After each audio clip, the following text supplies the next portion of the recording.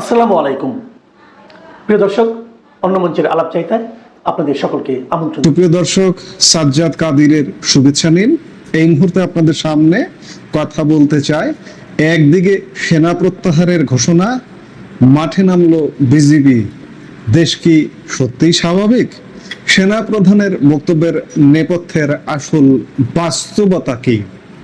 আমি গতকালকেও খুব ছোট্ট করে আরেক প্রসঙ্গের ভিডিওতে এ বিষয়ে কথা বলেছি যে সেনাপ্রধান মুখে বলছেন যে সেনাবাহিনী পর্যায়ক্রমে উঠে যাচ্ছে, কিন্তু বাস্তবতা সম্পূর্ণ ভিন্ন। যার কারণে দেশের মানুষের মনে প্রশ্ন আসছে যে দেশের আইন শৃঙ্খলা পরিস্থিতি কি সত্যিই পুরোপুরি স্বাভাবিক হয়ে এসেছে, নাকি পর্দার আড়ালে অন্য কোনো সংকট দানা বাঁধছে? সেনাবাহিনী কি আসলেই ব্যারাকে ফিরে যাচ্ছে, নাকি দেশের প্রয়োজনে যে কোনো মুহূর্তে এই সংখ্যা আরো বহুগুণ বেড়ে যেতে পারে? সম্প্রতি এক অত্যন্ত গুরুত্বপূর্ণ অনুষ্ঠানে সেনাবাহিনী প্রধান জেনারেল ওয়াকারুজ্জামান এক বড় বার্তা দিয়েছেন। তিনি আশা প্রকাশ করেছেন যে দেশের বিভিন্ন এলাকায় আইন শৃঙ্খলা রক্ষার কাজে এখনো যেসব সেনা সদস্য মোতায়েন রয়েছে তারা খুব অল্প সময়ের মধ্যেই ব্যারাকে ফিরতে পারবেন। কিন্তু হ্যাঁ, এখানেই একটা মস্ত বড় কিন্তু রয়েছে। সেনাপ্রধান একই সাথে সাব জানিয়ে দিয়েছেন একই অনুষ্ঠানে ব্যারাকে ফেরার আশা থাকলেও তারপরও দেশের প্রয়োজনে সেনাবাহিনীকে কিছু কাজ করে যেতেই হবে। অর্থাৎ সেনাবাহিনী মাঠ থেকে একেবারে চলে যাচ্ছে না। যতক্ষণ পর্যন্ত সরকার চাইবে সেনাবাহিনী মাঠে থেকে বিভিন্ন দায়িত্ব পালন করে যাবে। এখন প্রশ্ন হচ্ছে, সেনাপ্রধানের এই বক্তব্যের আসল বাস্তবতা কি? একদিকে সেনা প্রত্যাহারের আশা, অন্যদিকে ঠিক একই দিনে রাজধানীতে বিজিবি মোতায়েন। দেশ কি আসলেই স্বাভাবিকের দিকে যাচ্ছে, নাকি বাস্তব পরিস্থিতি অন্য কথা বলছে? গতকাল বৃহস্পতিবার সকালে কুমিল্লা সেনানিবাসে সেনাবাহিনীর ফায়ারিং প্রতিযোগিতা 2026-এর সমাপনী ও পুরস্কার বিতরণী অনুষ্ঠান অনুষ্ঠিত হয়। সেখানে প্রধান অতিথি হিসেবে উপস্থিত ছিলেন সেনাপ্রধান জেনারেল ওয়াকারুজ্জামান। আর সেখানেই তিনি দেশের চলমান পরিস্থিতি এবং সেনাবাহিনীর ভূমিকা নিয়ে অত্যন্ত খোলামেলা ও তাৎপর্যপূর্ণ কথা বলেন। তিনি তার বক্তব্যে স্পষ্ট করে বলেন, আমরা দেশের শান্তি শৃঙ্খলা রক্ষার কাজে এখনো ডিপ্লয়েড আছি। অর্থাৎ সেনাবাহিনী এখনো মাঠ পর্যায়ে সক্রিয় ভূমিকা রাখছে। এই ডিপ্লয়মেন্ট কিন্তু আজকের বা কালকের নয়। সেনাপ্রধান নিজেই মনে করিয়ে দিয়েছেন যে 2024 সালের 20 জুলাই থেকে তারা এই কাজ করে যাচ্ছেন এবং এখন সেই দায়িত্ব পালন করছেন। ভাবুন একবার, 2024 সালের জুলাই মাস থেকে আজ 2026 সালের মে মাসও আমরা শেষ করতে যাচ্ছি, তখনও দেশের শান্তি শৃঙ্খলা রক্ষায় ঢাকা সহ সারা দেশে সেনা সদস্যরা নিরলসভাবে কাজ করে যাচ্ছেন।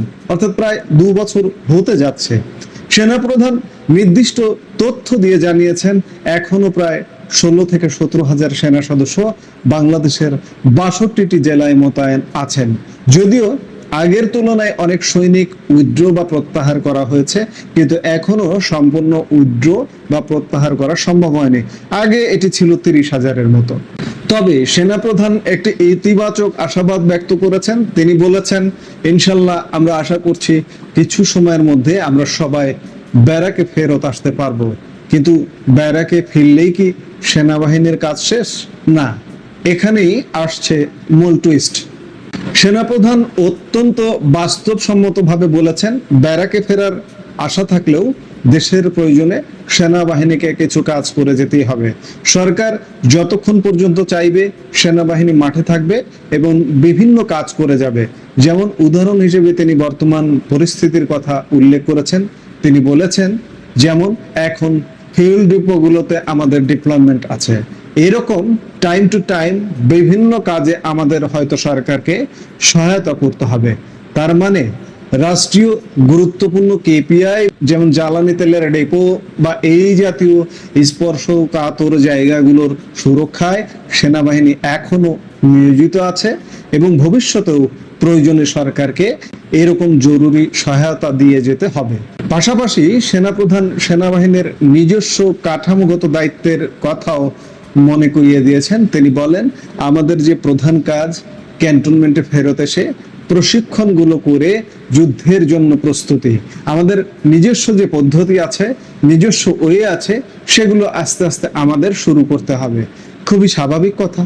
এটি পেশাদার সেনাবাহিনীর মূল কাজই হলো ব্যারাকে থেকে কঠোর প্রশিক্ষণ ও যুদ্ধের প্রস্তুতি নেওয়া। দীর্ঘ সময় ধরে অভ্যন্তরীণ আইন শৃঙ্খলার কাজে নিয়োজিত থাকলে নিয়মিত প্রশিক্ষণে কিছুটা হলেও তো প্রভাব পড়ে। তাই সেনাপ্রধান চান সেনাবাহিনী যেন দ্রুত তার নিজস্ব পদ্ধতিতে ফিরে যেতে পারে। সেনাপ্রধান যখন সেনাবাহিনী তুলে নেওয়ার কথা বলছেন, ঠিক তখনই আমাদের সামনে একটি বড় প্রশ্ন এসে দাঁড়ায়। দেশের বাস্তব অবস্থা আসলে কি? দেশের আইন শৃঙ্খলা পরিস্থিতি উন্নতির জন্য পুলিশ কি এখন পুরোপুরি সক্ষম? বাস্তবতা বলছে পুলিশ এখনো একা সব পরিস্থিতি সামাল দিতে পুরোপুরি সক্ষম নয়।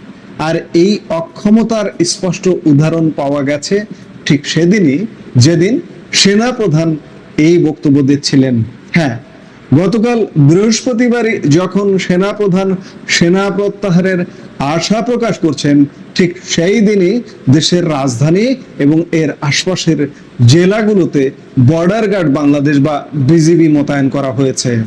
পবিত্র ঈদুল আজহা উপলক্ষে দেশের আইন শৃঙ্খলা পরিস্থিতি স্বাভাবিক রাখা, যানজট নিয়ন্ত্রণ এবং জনসাধারণের নির্বিঘ্ন যাতায়াত নিশ্চিত করার জন্য ঢাকা সহ আশপাশের এলাকায় এই বিজিবি মোতায়েন করা হয়েছে। গতকাল বৃহস্পতিবার বিজিবির ভেরিফাইড ফেসবুক পেজে দেওয়া এক পোস্টে সরকারিভাবে এই তথ্য নিশ্চিত করা হয়েছে।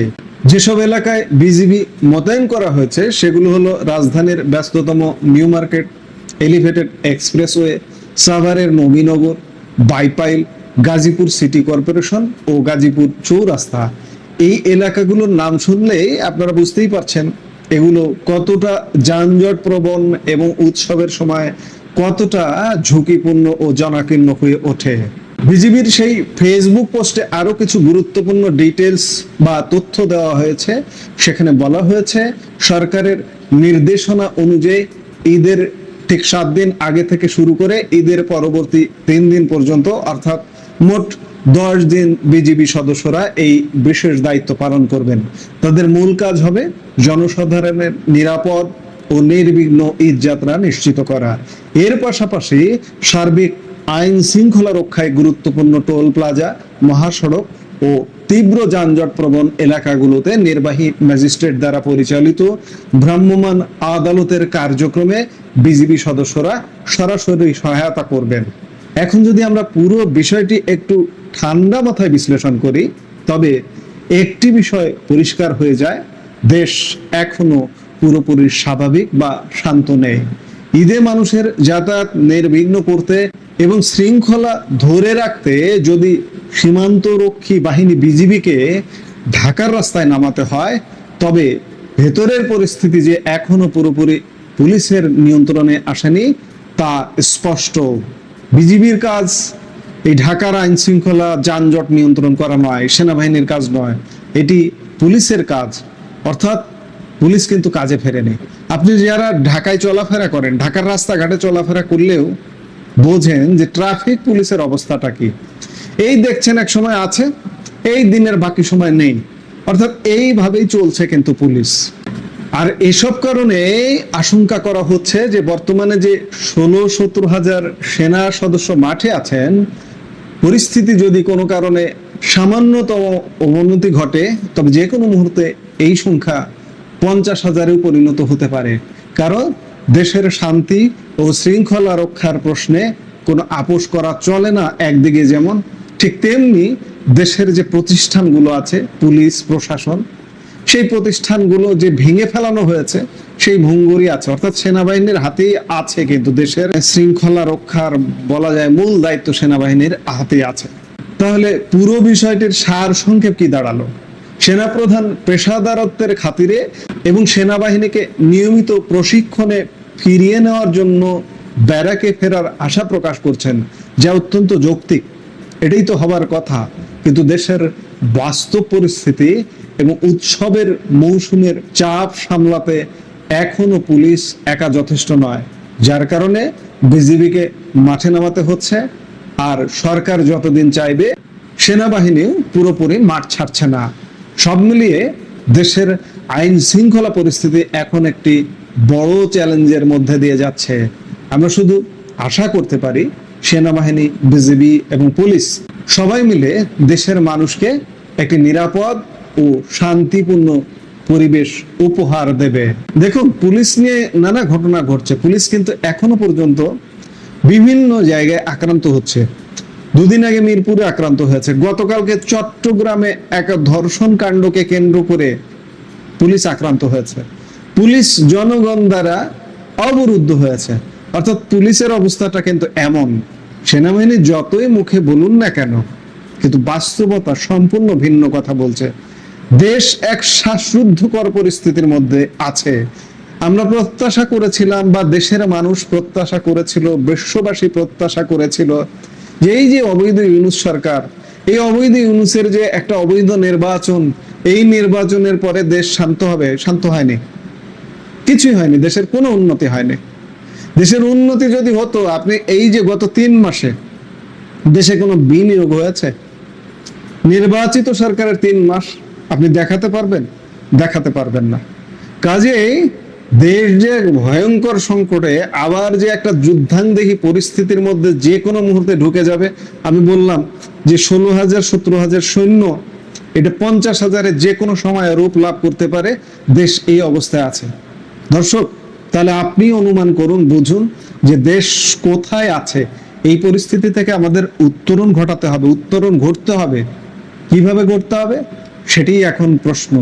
জাগরণ হতে হবে, সোজা কথা। চরম একটা অনিশ্চয়তার দোলাচলে ঢুকে পড়েছে। আজ থেকে 2 বছর আগের বাংলাদেশের কথা বারবার সামনে আসে, যে 2 বছর আগে কি আমরা এমনটা ছিলাম না। আমরা সেই বাংলাদেশ ফেরত চাই। ফেরত চাইতে হলে আমাদের কাজ করতে হবে, আমাদের জাগতে হবে, জাগরণ তৈরি করতে হবে। এছাড়া আমরা 2 বছর আগের বাংলাদেশ তো ফেরত পাবোই না, বরং তো আজকে যে অবনতি আছে, সামনে আরো অবনতিতে যাবে। আপনি কি অবনতি চান? যদি না চান, তাহলে জেগে উঠুন বাংলাদেশের মানুষ। এটাই বলবো, এছাড়া বলার কিছু নেই। এই মুহূর্তের ভিডিও থেকে বিদায় নিতে চাইছি। দেখা হবে পরবর্তী ভিডিওতে। সে পর্যন্ত সবাই ভালো থাকুন। বঙ্গোপসাগরের শান্ত নীল জলরাশি কি কোনো বড় ঝড়ের ইঙ্গিত দিচ্ছে? আমাদের অজান্তেই কি বাংলাদেশ পরিণত হতে যাচ্ছে পরাশক্তির এক উন্মুক্ত যুদ্ধক্ষেত্রে? এতদিন আমরা ভারত, চীন এবং রাশিয়ার কথা বলতাম, কিন্তু দৃশ্যপট কি দ্রুতই বদলে যাচ্ছে? বন্দর, বাণিজ্য আর জ্বালানি চুক্তির আড়ালে যখন আমেরিকা বাংলাদেশের ওপর একক কর্তৃত্ব প্রতিষ্ঠা করতে চায়, তখন মস্কো, বেইজিং, এমনকি দিল্লিও কি চুপচাপ বসে সেই তামাশা দেখবে? আর সবচাইতে ভয়ঙ্কর তথ্য, বাংলাদেশ কি তবে বহুল আলোচিত এবং বিতর্কিত আকসা ও জিসুমিয়া চুক্তি চূড়ান্তের দ্বারপ্রান্তে?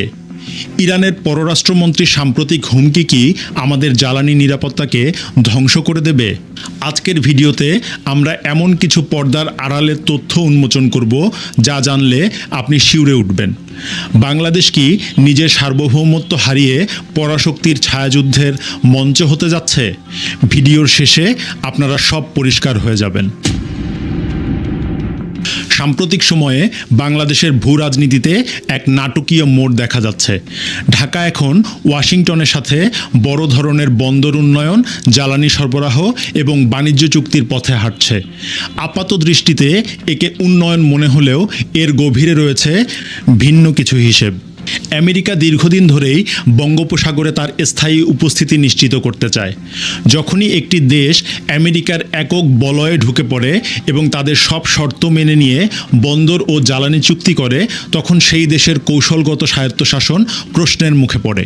এখন প্রশ্ন হলো, আমরা কি অর্থনৈতিক সুবিধার বিনিময়ে আমাদের স্বাধীনতার চাবিকাঠি অন্য কারো হাতে তুলে দিচ্ছি? এখন আসা যাক সবচাইতে বড় টুইস্টে। বাংলাদেশ কি আমেরিকার সাথে আকসা এবং জিসুমিয়া চুক্তি করতে যাচ্ছে? চলুন প্রথমে বুঝে নেই আকসা এবং জিসুমিয়া চুক্তি কি। আকসা হলো এমন এক চুক্তি যার মাধ্যমে আমেরিকার সামরিক বাহিনী প্রয়োজনে বাংলাদেশের বন্দর, জ্বালানি এবং লজিস্টিক সাপোর্ট বা রসদ ব্যবহারের সুযোগ পাবে। অর্থাৎ যুদ্ধের সময় বা বিশেষ প্রয়োজনে বাংলাদেশের মাটি ও সম্পদ মার্কিন সামরিক কাজে ব্যবহার হতে পারে। আর জিসুমিয়া হলো সামরিক গোয়েন্দা তথ্য আদান প্রদান এবং গোপনীয়তা রক্ষার চুক্তি। এর মানে হলো আমাদের সামরিক এবং গোয়েন্দা তথ্য এখন থেকে ওয়াশিংটনের সাথে শেয়ার করতে হবে। এ পর্যায়ে এসে আপনাদের একটু মনে করিয়ে দিতে চাই, শেখ হাসিনার নেতৃত্বাধীন আওয়ামী লীগ সরকার 4 বছর এই চুক্তি দুটি আমেরিকার সাথে ঝুলিয়ে রেখেছিল এবং শেষ পর্যন্ত যুক্তরাষ্ট্রকে এই চুক্তি দুটির ব্যাপারে সরাসরি না বলে দিয়েছিল। এখন প্রশ্ন হলো, শেখ হাসিনা সরকার না বলার পরেও কেন বর্তমান সরকার এই চুক্তি করার দরজায় কড়া নাড়ছে? উত্তরে চলে আসে সুদখোর ইউনূসের নাম। ইউনূস 2026 সালের 12 ফেব্রুয়ারি নির্বাচনের মাত্র 3 দিন আগে কথিত বাণিজ্য চুক্তির নামে যে দাসত্বের চুক্তি করেছে আমেরিকার সাথে, সেই চুক্তির শর্ত পূরণ করতেই এই দুটি চুক্তির শেষ পর্যায়ে বর্তমান সরকার। যদিও ঢাকা এবং ওয়াশিংটনের পক্ষ থেকে এ নিয়ে আনুষ্ঠানিক কোনো বক্তব্য এখনও দেওয়া হয়নি। তবে যেমনটি আলোচনা শোনা যাচ্ছে, তাতে করে এই চুক্তি দুটি হয়ে গেলে আমেরিকা তাদের বহুদিনের পরিকল্পনার সফল বাস্তবায়নের মুখ দেখবে।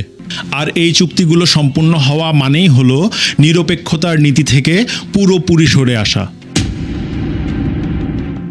যখনই বাংলাদেশ আমেরিকার এই একক সামরিক ও লজিস্টিক বলয়ে ঢুকে পড়বে, তখন ভারত, চীন এবং রাশিয়ার জন্য তা বড় সমস্যা হয়ে দাঁড়াবে।